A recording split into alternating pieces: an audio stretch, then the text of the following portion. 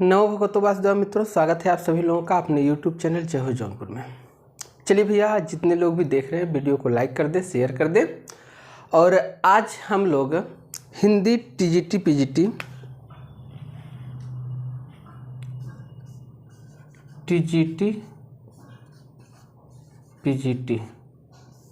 Hindi TGT PGT में देखने वाले हैं हिंदी साहित्य इतिहास के अन्य ग्रंथ।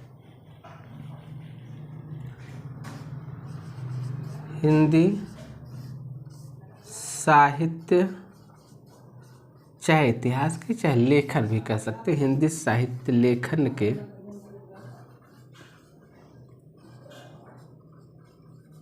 अन्य ग्रंथ।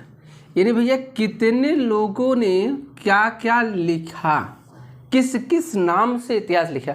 अभी तक हम लोगों ने क्या किया था भैया, जैसे गारसद तासी को पढ़ लिया, ठीक, श्री सिंह सेंगर को पढ़ लिया, ठीक, मौलवी करीमुद्दीन को पढ़ लिया, जॉर्ज ग्रियर्सन को पढ़ लिया, मिस्र बंधु को पढ़ लिया। इन लोगों ने जो इतिहास लिखा उनके इतिहास का नाम भी जान लिया, ठीक।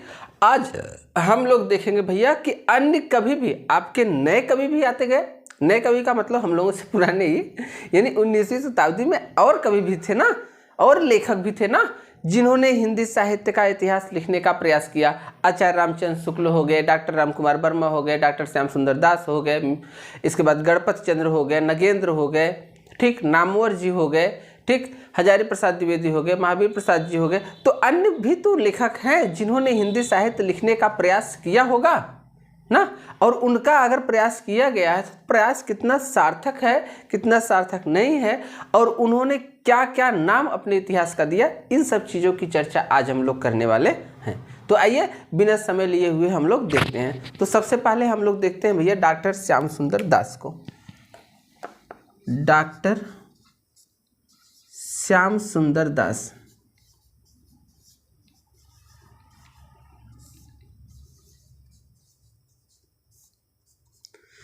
ठीक। अगर डॉक्टर श्याम सुंदर दास की बात की जाए तो इन्होंने लिखा भैया हिंदी भाषा और साहित्य। हिंदी भाषा और साहित्य, ठीक। यानी अगर आपसे पूछेगा डॉक्टर श्याम सुंदर दास के इतिहास ग्रंथ का नाम क्या था भैया, तो उनके इतिहास ग्रंथ का नाम था हिंदी भाषा और साहित्य, ठीक। अच्छा, हिंदी भाषा और साहित्य किस सन में लिखा भैया, तो ध्यान दीजिएगा, इन्होंने लिखा था 1931 ईस्वी। 1931 ईस्वी। इन्होंने एक और लिखा ग्रंथ, ठीक, जिस ग्रंथ का नाम था हिंदी भाषा का विकास।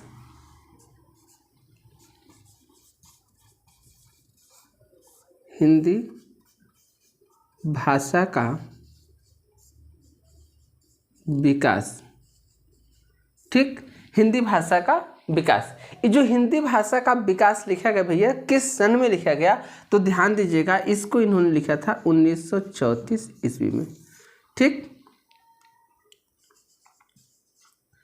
अगर आपसे पूछता है, देखिए यहाँ से क्वेश्चन बनते, एक क्वेश्चन यहाँ से फिक्स रहता है, वह आपसे पूछता है कि इस इतिहास को किसने लिखा या इनके द्वारा रचित इतिहास का नाम बताइए। तो अगर आपसे पूछता है हिंदी भाषा और साहित्य किसने लिखा, तो डॉक्टर श्याम सुंदर दास ने लिखा। किस ईस्वी में लिखा भैया, तो 1931 ईस्वी में लिखा।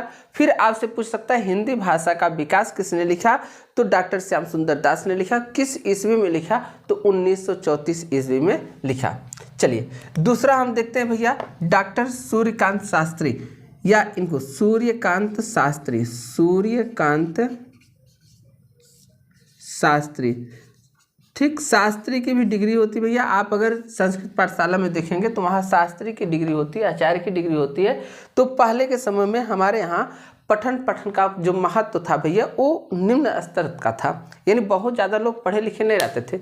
तो जो शास्त्री की डिग्री ले लेता था उसको शास्त्री कहा जाता था, जो आचार्य की डिग्री ले लेता था उसको आचार्य कहा जाता था, जो पीएचडी या डीफिल वगैरह करता था, एमफिल वगैरह करता था, उसको भैया डॉक्टर कहा जाता था, ठीक। तो ये डिग्रियाँ आज भी हैं, ठीक। अब हम आइए देखते हैं, इनका है हिंदी साहित्य का विवेचनात्मक इतिहास। हिंदी साहित्य का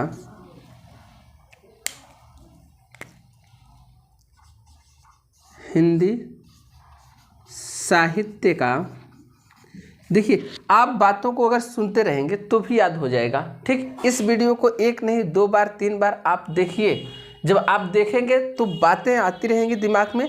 जब भी आपके सामने यह आंसर आएगा तो आप तुरंत टिक कर देंगे भैया। ठीक, हिंदी साहित्य का विवेचनात्मक इतिहास, हिंदी साहित्य का विवेचनात्मक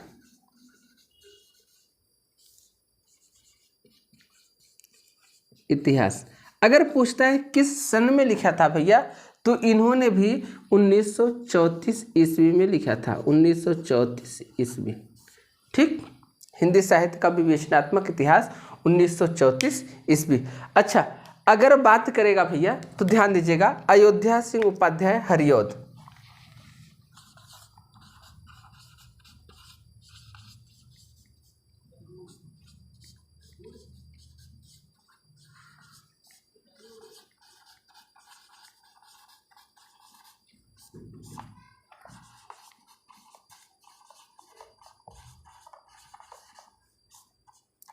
अयोध्या सिंह उपाध्याय हरिऔध, ध्यान दीजिएगा, ये वही अयोध्या सिंह उपाध्याय हरिऔध जी हैं जिनकी रचना हिंदी खड़ी बोली का प्रथम महाकाव्य बनी। ठीक, कौन सी भैया? साकेत, साकेत करें, प्रिय प्रवास। प्रिय प्रवास के रचनाकार कौन है भैया? अयोध्या सिंह उपाध्याय हरिऔध जी हैं। और प्रिय प्रवास को हिंदी खड़ी बोली का प्रथम महाकाव्य माना जाता है, ये वही अयोध्या सिंह उपाध्याय हरिऔध जी हैं, जिन्हें कवि सम्राट की उपमा भी दी जाती है। ठीक, लेकिन अगर पूछेगा कवियों का कवि किसे कहा जाता है, तो कवियों का कवि शमशेर बहादुर सिंह को कहा जाता है। अच्छा, एक चीज़ आप ध्यान दीजिएगा, जरूरी नहीं है कि जो चीज़ें मैं पढ़ा रहा हूँ वही चीज़ मैं पढ़ाऊँ। बीच बीच में इनके बारे में जो भी चर्चाएं आती रहेंगी उस चर्चा को हम लोग देखते रहेंगे, ताकि हमारे ज्ञान का जो प्रसार है वो ज़्यादा से ज़्यादा हो सके।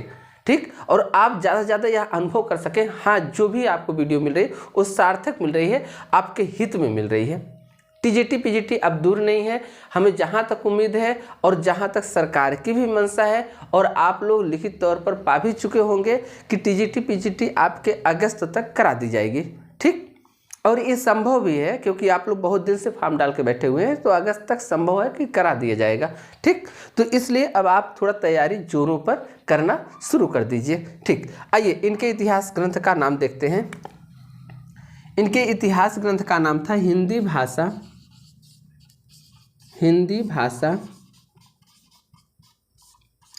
और उसके साहित्य का इतिहास।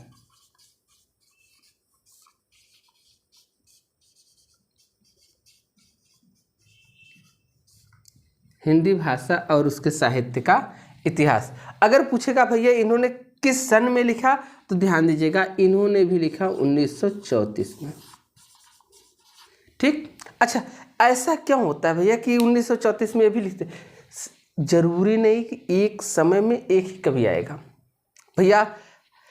अब ध्यान दीजिएगा, जैसे हमारा समय 21वीं शताब्दी है, 2024 में आज मैं कोई किताब लिखा हूँ तो क्या आप नहीं लिख सकते हैं? आप भी लिख सकते हैं। अगर अरविंद सर का कलयुग चालीसा 2024 में भैया लमही के पुस्तकालय में, मुंशी प्रेमचंद जी के पुस्तकालय में रखा गया, तो क्या आपका नहीं रखा जा सकता? आपका भी रखा जा सकता है। ठीक, तो इस चीज़ को, इस तथ्य को आप ध्यान दीजिएगा, एक समय में एक से अधिक कवि भी आ सकते हैं। तो एक बार इनका स्क्रीनशॉट लीजिएगा, फिर हम आगे चलते हैं, देखते हैं। चलिए सभी लोग स्क्रीनशॉट लेंगे भैया।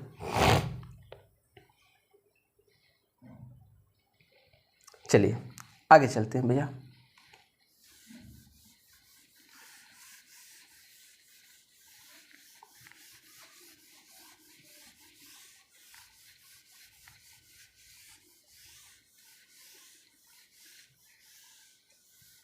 चलिए भैया, अब हम बात करते हैं कृष्ण शंकर शुक्ल की।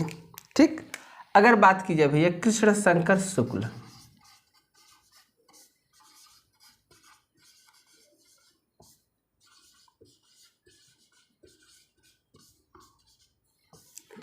कृष्ण शंकर शुक्ल, ठीक, इनकी बात की जाए हिंदी साहित्य, आधुनिक हिंदी साहित्य,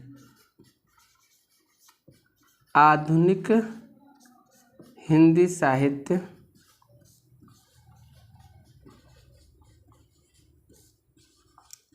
आधुनिक हिंदी साहित्य का इतिहास।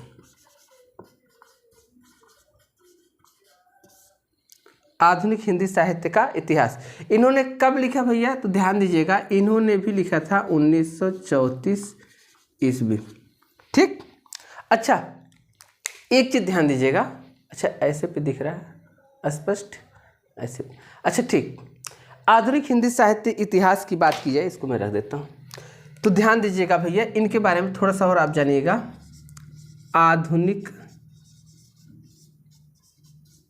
इस तथ्य के बारे में, क्योंकि अभी तक जितना भी इतिहास आप देखे होंगे भैया, उसमें आधुनिक का नहीं समावेश हुआ है, लेकिन इन्होंने आधुनिक हिंदी साहित्य का इतिहास लिखा ना, ये आधुनिक शब्द लगा दिए इन्होंने। ठीक, और आधुनिक के कवियों का भी समावेश किया इन्होंने। तो आधुनिक हिंदी साहित्य पर, आधुनिक हिंदी साहित्य पर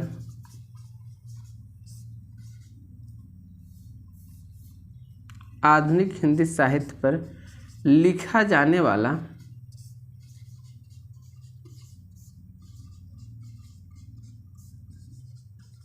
यह पहला इतिहास ग्रंथ है।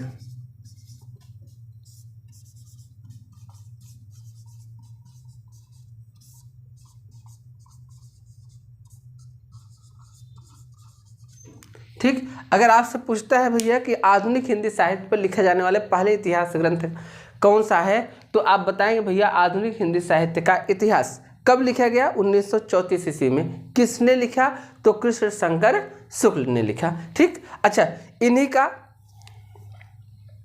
का देखिए एक चीज जानिएगा, इनके बारे में जो चीजें हैं ज़्यादातर, जैसे होता क्या है, दे देगा इनका ग्रंथ और उसमें दे देगा भैया रामचंद्र शुक्ल, ठीक, आचार्य हजारी प्रसाद द्विवेदी, महावीर प्रसाद द्विवेदी, तो इन सब को देगा। तो हमको लगता है कि अरे यार कृष्ण शंकर शुक्ल कौन है, तो ऐसे कवियों को आप ध्यान दीजिएगा कि ऐसे कभी भी आपको वही मिलने वाले हैं जिसके बारे में आपको जानकारी नहीं है ना, तो वो कभी भी आते हैं, तो ऐसे कवियों को आयोग उठाकर ज़्यादातर पूछ लेता है, तो इससे भी आप लोग ध्यान देंगे। चलिए अगला देखते हैं भैया, डॉक्टर रामकुमार वर्मा का। डॉक्टर रामकुमार,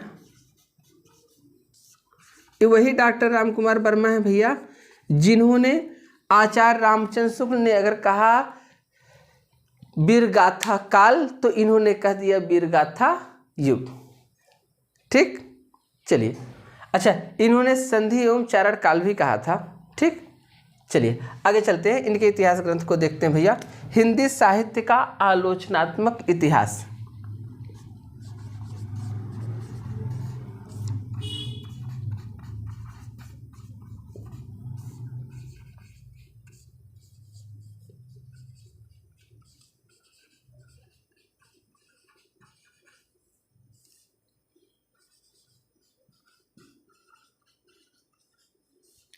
हिंदी साहित्य का आलोचनात्मक इतिहास कब लिखा भैया, तो सन 1938 ईस्वी में लिखा। ठीक, अच्छा इनके बारे में एक चीज आप जानिएगा, अगर इनके बारे में कभी पूछता है इस तथ्य के बारे में, तो ध्यान दीजिएगा, यह अपूर्ण ग्रंथ था। अपूर्ण ग्रंथ का मतलब ऐसा नहीं कि इसने पूरा नहीं लिखा, नहीं पूरा ही लिखा था, लेकिन इसमें इन्होंने केवल भक्ति काल तक का उल्लेख किया, आधुनिक काल का उल्लेख नहीं किया था। तो यह अपूर्ण ग्रंथ था जिसमें केवल भक्ति काल तक, यानी रीति काल को भी इन्होंने छोड़ दिया, केवल भक्ति काल तक का इतिहास वर्णित है। यानी यह अपूर्ण इसलिए था भैया कि जैसे हमारे यहाँ आप जानते हैं कितने भाग हुए थे, 4 भाग हो गए थे। अच्छा 4 भागों में आप लोग सब जानते हैं भैया कि एक था आपका आदिकाल, फिर था आपका भक्तिकाल, फिर रीतिकाल, फिर आधुनिक काल। अच्छा, इन 4 भागों में इन्होंने केवल 2 भाग का वर्णन किया, इसलिए इनको कह दिया जाता है यह अपूर्ण ग्रंथ था जिसमें केवल भक्ति काल तक का वर्णन किया गया है। एक एक चीज़ें, एक एक तथ्य को आप निखारते हुए चलेंगे। ठीक, चलिए एक बार आप इसका स्क्रीनशॉट लीजिएगा, मैं थोड़ा साइड होता हूँ, फिर आप लोग आगे चलेंगे। चलिए भैया, हो गया होगा, आगे हम चलते हैं।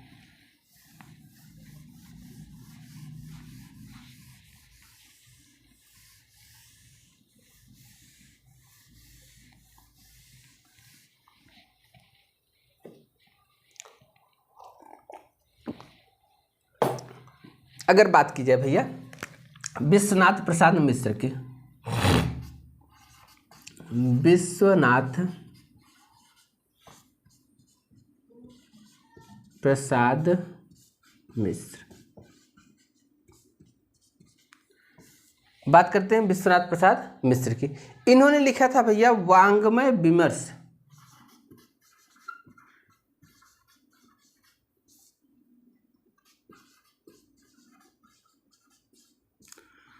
वांग्मय विमर्श। अच्छा, अब एक चीज आप ध्यान दीजिएगा, वांग्मय विमर्श होता क्या? वाक्धनमय, वांग्मय व्यंजन संधि है, का क्या हो जाता है? ङ हो जाता है। ठीक, का क्या हो जाता है भैया? ङ हो जाता है। तो इन्होंने वांग्मय विमर्श लिखा, और यह किस सन में लिखा था भैया? तो 1944 ईस्वी में लिखा था। वांग्मय विमर्श 1944 ईस्वी में। अच्छा, इन्होंने एक और ग्रंथ लिखा था, ये इनका पहला था। दूसरा ग्रंथ इन्होंने लिखा था हिंदी साहित्य का अतीत। हिंदी साहित्य का अतीत, हिंदी साहित्य का अतीत। अच्छा, जो हिंदी साहित्य का अतीत था भैया, ध्यान दीजिएगा, ये 2 भागों में था। कितने भाग में था? 2 भाग में था। अगर आपसे पूछेगा भैया हिंदी साहित्य अतीत को कितने भागों में इन्होंने लिखा, तो ध्यान दीजिएगा, हिंदी साहित्य के अतीत को इन्होंने 2 भागों में लिखा। किसने भैया? विश्वनाथ प्रसाद मिश्र जी ने। पहला जो भाग था, यह भाग था 1959 ईस्वी, 1959 ईस्वी, और ये पहला भाग है भैया, हिंदी साहित्य अतीत का पहला भाग। इसी का दूसरा भाग जो था भैया, वह लिखा गया था 1960 ईस्वी।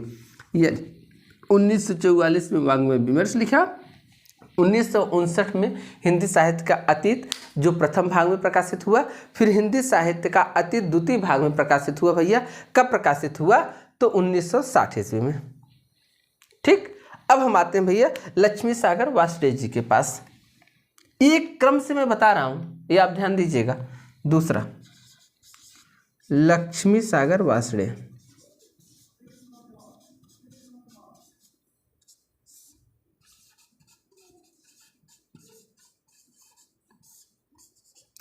लक्ष्मी सागर वासुदेव, इन्होंने लिखा था भैया आधुनिक हिंदी साहित्य की भूमिका। आधुनिक, नोट्स बना रहे हैं तो नोट्स एक तरफ से आप बनाइएगा। जब भी आप नोट्स बनाएं एक तरफ से बनाइएगा, क्योंकि सारी वीडियो आपको एक तरफ से मिलने वाली हैं, और मैं पूरा हिंदी साहित्य टीजीटी पीजीटी में जितना पूछता है मैं पूरा कंप्लीट करके छोड़ूंगा। ठीक, लेकिन एक चीज़ बस आप लोग ध्यान दीजिएगा, आप लोग वीडियो कहाँ से देख रहे हैं, यानी आप किस जिले से देख रहे हैं। ठीक, इस चीज़ को आप जरूर बताइएगा। ठीक, चलिए भैया, आधुनिक हिंदी साहित्य की भूमिका।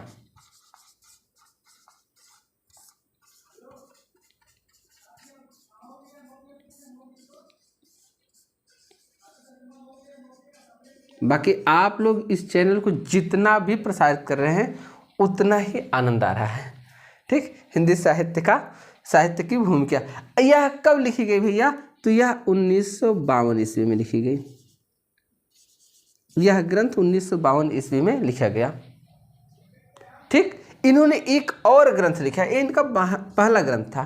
ठीक, अच्छा, दूसरे ग्रंथ का नाम क्या था भैया? तो ध्यान दीजिएगा, 20वीं शताब्दी,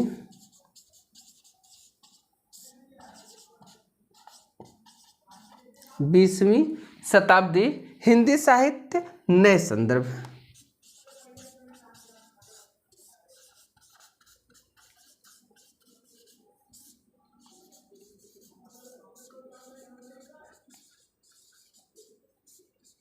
20वीं शताब्दी हिंदी साहित्य नए संदर्भ। अच्छा, अब ध्यान दीजिएगा 20वीं शताब्दी थी क्या, शताब्दी होती क्या भैया, ध्यान दीजिएगा। जैसे अगर भैया हम इस समय वर्तमान में देखिए, किसी भी चीज़ को अपने से रिलेट करके ही आप देखेंगे तो ज़्यादा चीज़ें समझ में आती हैं ना, ठीक। अगर भैया हम हमारी बात की जाए, इस समय आप सभी लोग जानते हैं हम किस शताब्दी में जी रहे हैं, 21वीं शताब्दी में जी रहे हैं। अब 21वीं शताब्दी है तो 21वीं शताब्दी हो कैसे गई भैया, तो 20 के बाद 2000 था ना, यानी ये 20 है, 20 के बाद जैसे ही एक होगा यह 21वीं शताब्दी हो जाएगी, यानी 2001, ठीक। ऐसे 20वीं शताब्दी यानी 1901 से लेकर के 2000 तक की शताब्दी जो मानी जाएगी वो कौन सी शताब्दी मानी जाएगी, 20वीं शताब्दी मानी जाएगी, ठीक। चलिए, अच्छा अगला देखते हैं भैया, तीसरा इन्हीं का है, आधुनिक हिंदी कहानी का, आधुनिक हिंदी कहानी का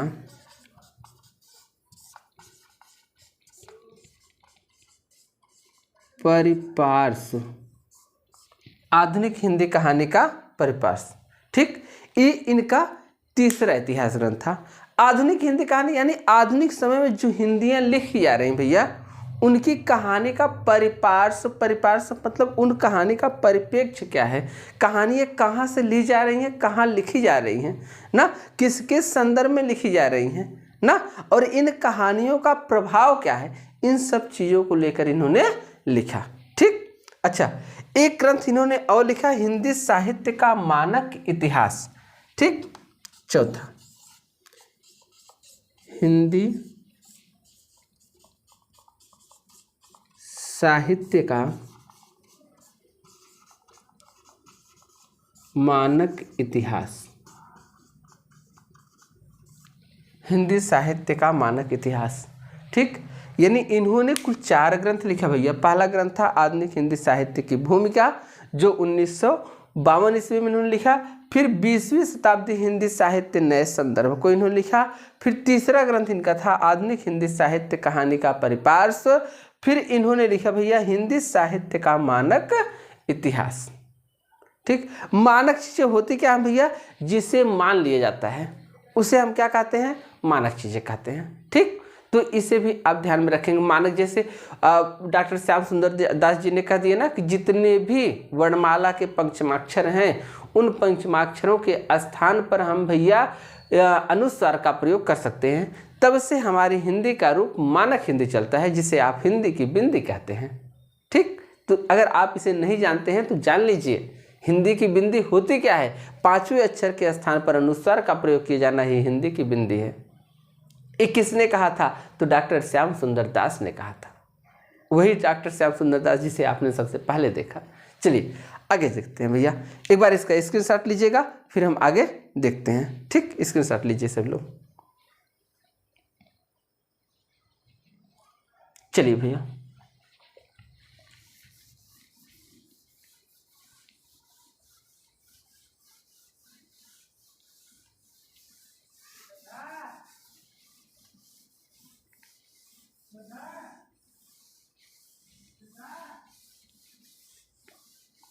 चलिए अगले कवि में देखते हैं भैया हजारी प्रसाद द्विवेदी, आचार्य हजारी प्रसाद द्विवेदी।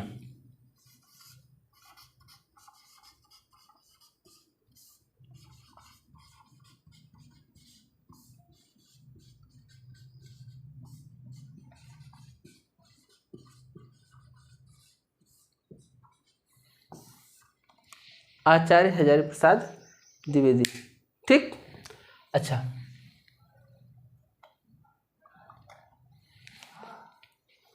एक मिनट का समय आप लोगों का लेंगे, हमको लग रहा है। चलिए इनका ग्रंथ देखते हैं भैया, हिंदी साहित्य की भूमिका। चलिए इसी से लिख देते हैं, स्पष्ट दिखना चाहिए बस, हिंदी साहित्य की भूमिका।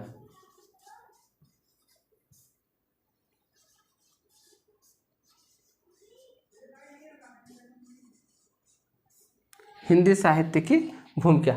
अगर हिंदी साहित्य की भूमिका की बात की जाए भैया तो इन्होंने लिखा था इसे 1940 ईस्वी में। कब लिखा था? 1940 में। अच्छा, इसकी सबसे बड़ी खासियत क्या थी इस ग्रंथ की? तो यह ग्रंथ भैया 10 अध्यायों में विभक्त था। आप लिख सकते हैं यह ग्रंथ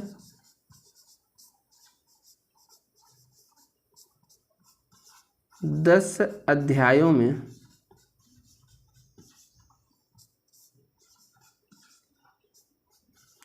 विभक्त था। कितने अध्यायों में विभक्त था? तो 10 अध्यायों में। यह ग्रंथ 10 अध्यायों में विभक्त था। ठीक। अच्छा, इसके बाद भैया इन्हीं का दूसरा ग्रंथ हिंदी साहित्य का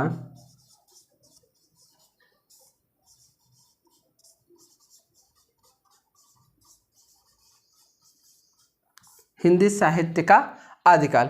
अगर हिंदी साहित्य के आदिकाल की बात की जाएगी भैया तो यह लिखा गया 1952 ईस्वी में। कब लिखा गया?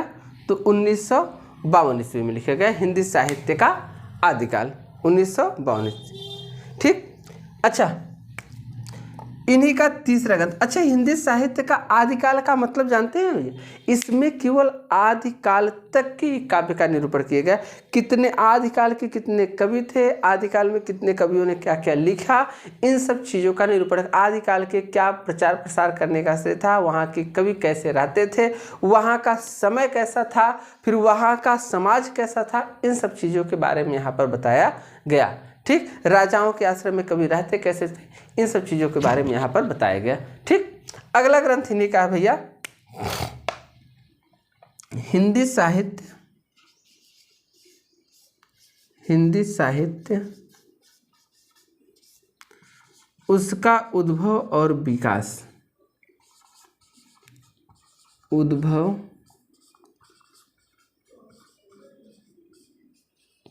और विकास। ठीक। कब लिखा भैया? तो 1952 ईस्वी में। ये दिख नहीं रहा होगा आपको, मैं कोशिश करता हूँ। 1952 ईस्वी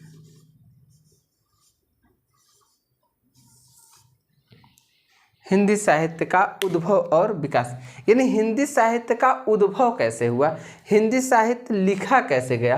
ठीक। अगर मैं इधर होता हूँ थोड़ा स्पष्ट दिखेगा। हिंदी साहित्य लिखा कैसे गया भैया, इसका उद्भव कैसा हुआ, इसका विकास कैसे हुआ, इन सब चीज़ों को यहाँ पर रिलेट किया गया। ठीक। अच्छा, आगे चलते हैं। इन्हीं का एक और ग्रंथ है भैया, ये दूसरा था, तीसरा, इन्हीं का चौथा ग्रंथ नाथ सिद्धों की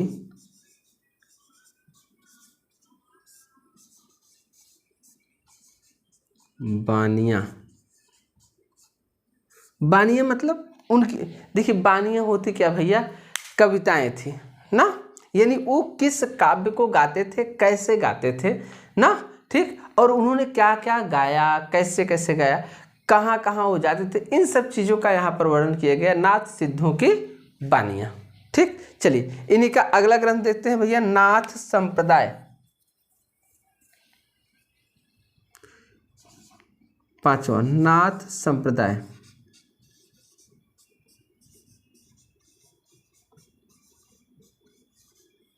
नाथ संप्रदाय।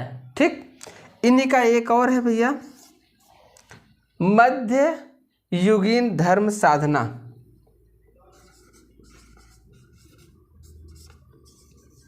युगीन न कह के आप कालीन भी कहेंगे तो भी अच्छा रहेगा। मध्यकालीन धर्म साधना, यानी मध्यकाल में धर्म की साधना। मध्यकाल का मतलब भैया, अब ध्यान दीजिएगा, हजारी प्रसाद द्विवेदी ने भक्तिकाल को 2 भागों में बांटा था भैया, एक पूर्व मध्यकाल और एक उत्तर मध्यकाल।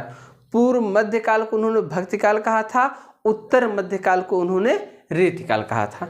इस प्रकार से इन्होंने कितने भागों में बांटा था? 2 भागों में भैया, यानी मध्यकाल को इन्होंने 2 भागों में बांटा। एक आपका पूर्व मध्यकाल, पूर्व मध्यकाल मतलब जो पहले आया उसे बाद में आचार्य रामचंद्र शुक्ल जी ने भक्तिकाल नाम दिया। फिर उसी को भैया इन्होंने मध्यकाल को ही दूसरा नाम दिया उत्तर मध्यकाल। फिर बाद में आचार्य रामचंद्र शुक्ल जी ने उत्तर मध्यकाल को ऋतकाल नाम दिया। विश्वनाथ प्रसाद जी ने क्या किया भैया, उसको श्रृंगार काल कहा। मिश्र बंधुओं ने उसे क्या कहा, अलंकृत काल कहा। तो ये जितने भी चीज़ें हैं, क्योंकि देखिए उस समय हम और आप में से तो कोई था नहीं। जब हमारे आप में से कोई था नहीं तो जाहिर सी बात है हम लोग केवल कल्पना कर सकते हैं, और जहाँ कल्पनाएं होंगी वहाँ विवाद बढ़ेगा। ऐसे ही पहले इतिहासकारों में विवाद रहा कि कोई अन्य नाम देता गया, कोई अन्य नाम देता गया, कोई कुछ कहता गया, कोई कुछ कहता गया। यही चीज़ें हमारे यहाँ चलती गई। अब जैसे जैसे आप आगे बढ़ते चले आएंगे भैया, आधुनिक काल तक आते आते पूरा विवाद आपका खत्म हो जाएगा। तब सबकी जो भी भावनाएं, जो भी विचार रहेंगे, सबके विचार और भावनाएं एक जैसे, एक में होते हुए दिखाई देते, क्योंकि यहाँ पर प्रमाण मिलने लगा ना। और जब प्रमाण मिलेगा भैया तो जाहिर सी बात है उसके बारे में कोई कुछ नहीं कर सकता, सब एक जैसी बात करेंगे। तब अगर आप मेरे बारे में नहीं जानते, कोई कहते हैं अरे अरे अरविंद सर तो कुछ नहीं जानते हैं, अरविंद सर पढ़ाते नहीं अच्छा। फिर कुछ लोग जो जानते होंगे वो कहेंगे नहीं पढ़ाते हैं। अब आप इस चैनल के माध्यम से अगर हमसे परिचित हो जा रहे हैं तो सबके मुख से जो भी बातें अच्छे होंगे तो अच्छी बातें निकलेगी, बुरे होंगे तो बुरी बातें निकलेंगी, सबके मत से एक बातें निकलेगी। ठीक, तो वही चीज़ें हैं, जहाँ पर प्रमाण नहीं होता है वहाँ पर बातें एक जैसी नहीं होती, जहाँ पर कल्पनाएं होती हैं वहाँ बातें एक जैसी नहीं होती, काल्पनिक होने लगती हैं। कई लोग कई तरह की बातें करना शुरू कर देते हैं। तो इन सब चीज़ों को ऐसे ही आप जानेंगे। चलिए आगे देखते हैं। इन्हीं का एक और ग्रंथ है भैया, मध्यकालीन बोध का स्वरूप। 7वां मध्यकालीन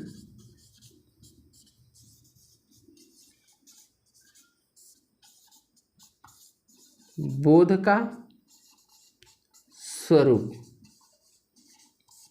ठीक, ये मध्यकालीन बोध का जो स्वरूप इन्होंने लिखा भैया, यह 1970 ईस्वी में था। ठीक, 1970 ईस्वी में। अच्छा, अगर इसके बारे में कभी पूछता है जो बोध स्वरूप है, तो ध्यान दीजिएगा, इन्होंने परंपरा को ध्यान में रखते हुए इसका वर्णन किया था। इन्होंने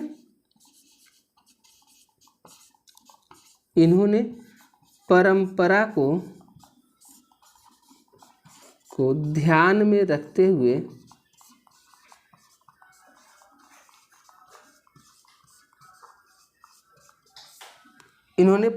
को ध्यान में रखते हुए साहित्य को लिखा।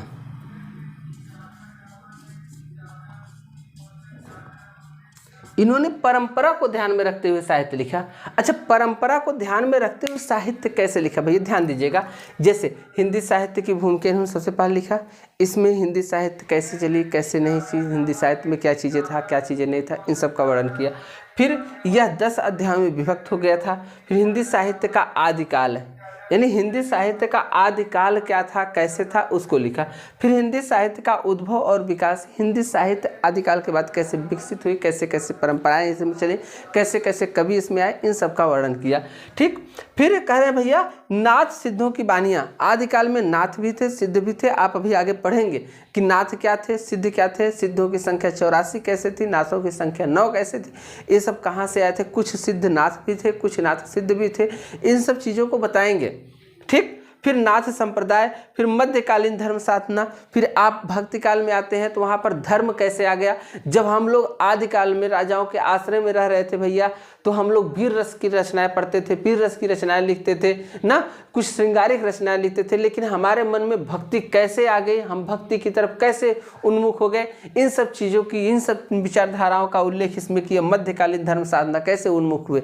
ठीक, तो मध्यकालीन बोध का स्वरूप, मध्यकालीन में ज्ञान का स्वरूप क्या था, मध्यकालीन में ज्ञान कैसे लोग ग्रहण करते थे, इन सब चीज़ों को देख रहे क्रम बाय क्रम। यानी इन्होंने परंपरा को, परंपरा मतलब संस्कृति, स्वभाव, सभ्यता, आचरण जो भी था, इन सब चीज़ों को देखते हुए, व्यवहार को देखते हुए, उस समय के स्वरूप को देखते हुए इन्होंने सब कुछ लिखा। इसलिए इनके बारे में कहा गया भैया कि इन्होंने परंपरा को ध्यान में रखते हुए हिंदी साहित्य के इतिहास को लिखा।